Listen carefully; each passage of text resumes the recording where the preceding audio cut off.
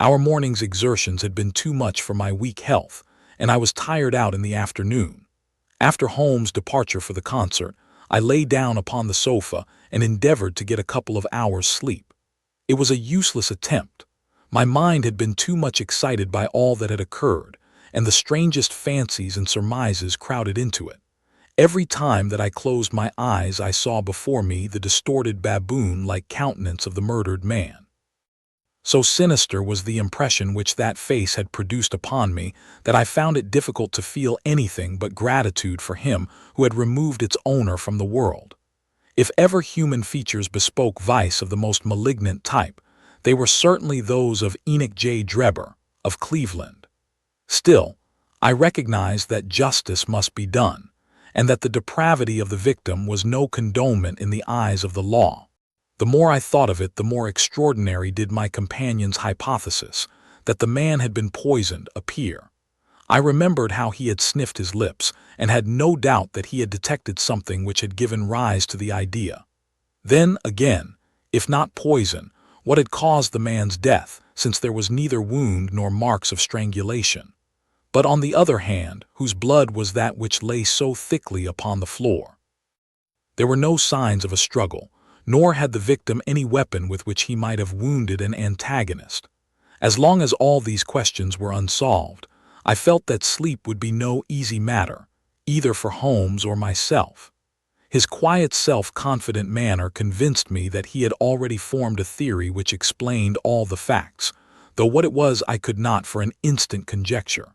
He was very late in returning, so late that I knew that the concert could not have detained him all the time. Dinner was on the table before he appeared. It was magnificent. Do you remember what Darwin says about music? He claims that the power of producing and appreciating it existed among the human race long before the power of speech was arrived at. Perhaps that is why we are so subtly influenced by it.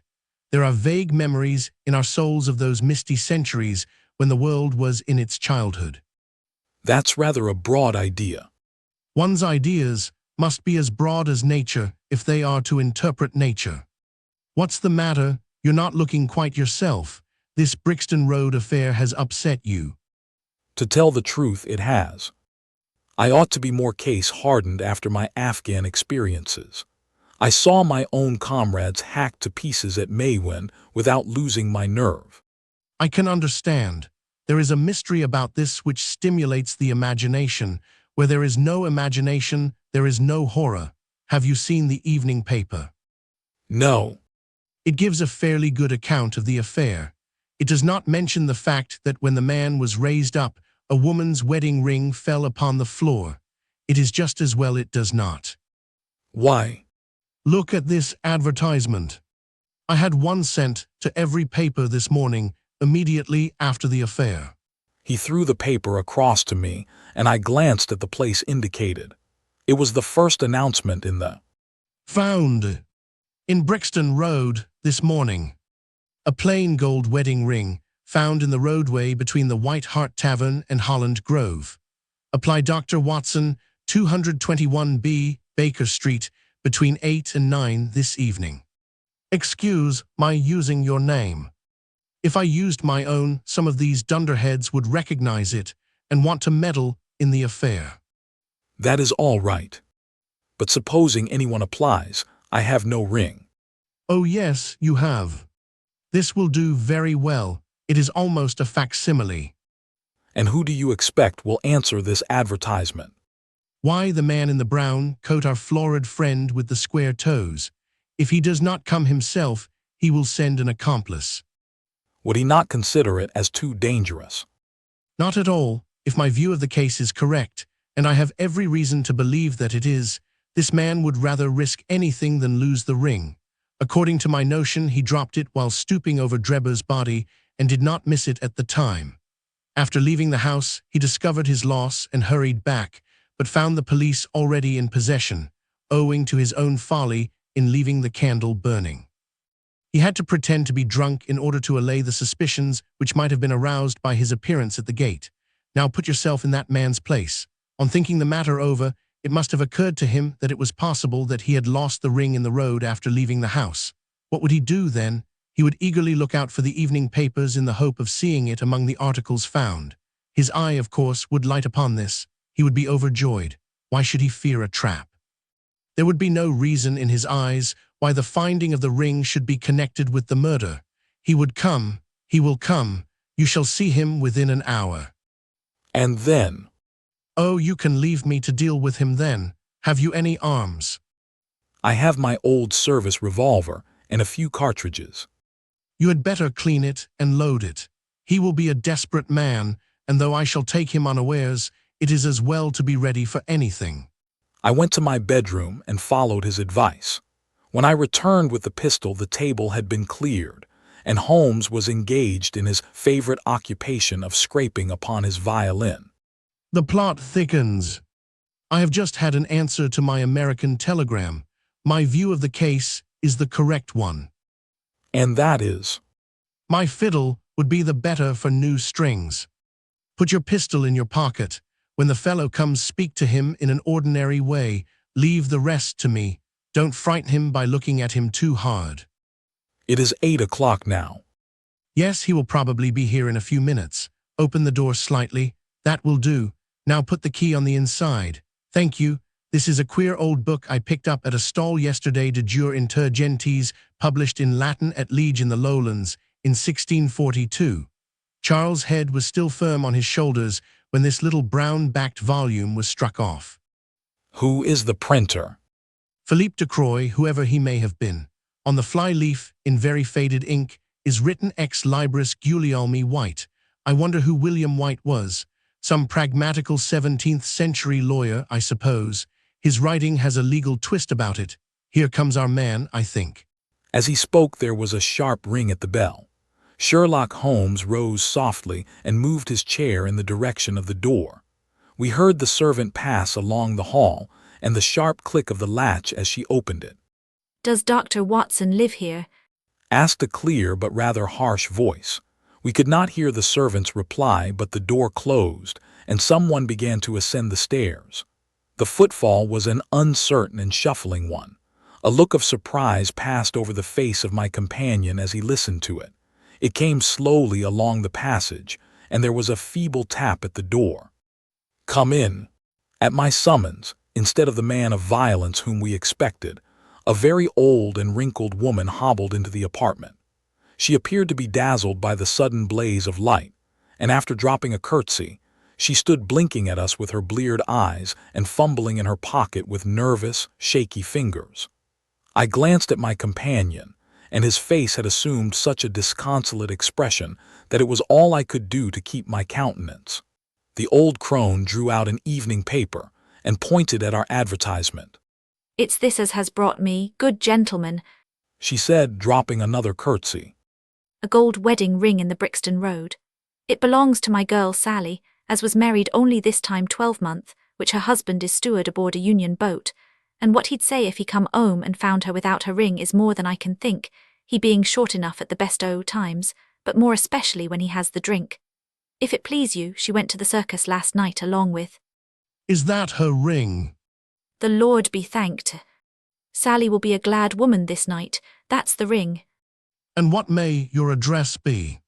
13 Duncan Street, Houndsditch, a weary way from here. The Brixton Road does not lie between any circus and Houndsditch. The old woman faced round and looked keenly at him from her little red-rimmed eyes. The gentleman asked me for my address. Sally lives in lodgings at 3 Mayfield Place, Peckham. And your name is? My name is Sawyer, hers is Dennis, which Tom Dennis married her, and a smart, clean lad too, as long as he's at sea, and no steward in the company more thought of. But when on shore, what with the women and what with liquor shops. "Here is your ring, Mrs. Sawyer," I interrupted, in obedience to a sign from my companion. "It clearly belongs to your daughter, and I am glad to be able to restore it to the rightful owner." With many mumbled blessings and protestations of gratitude, the old crone packed it away in her pocket and shuffled off down the stairs. Sherlock Holmes sprang to his feet the moment that she was gone and rushed into his room. He returned in a few seconds, enveloped in an ulster and a cravat. I'll follow her. She must be an accomplice and will lead me to him. Wait up for me." The hall door had hardly slammed behind our visitor before Holmes had descended the stair. Looking through the window, I could see her walking feebly along the other side, while her pursuer dogged her some little distance behind. Either his whole theory is incorrect, I thought to myself, or else he will be led now to the heart of the mystery. There was no need for him to ask me to wait up for him, for I felt that sleep was impossible until I heard the result of his adventure. It was close upon 9 when he set out.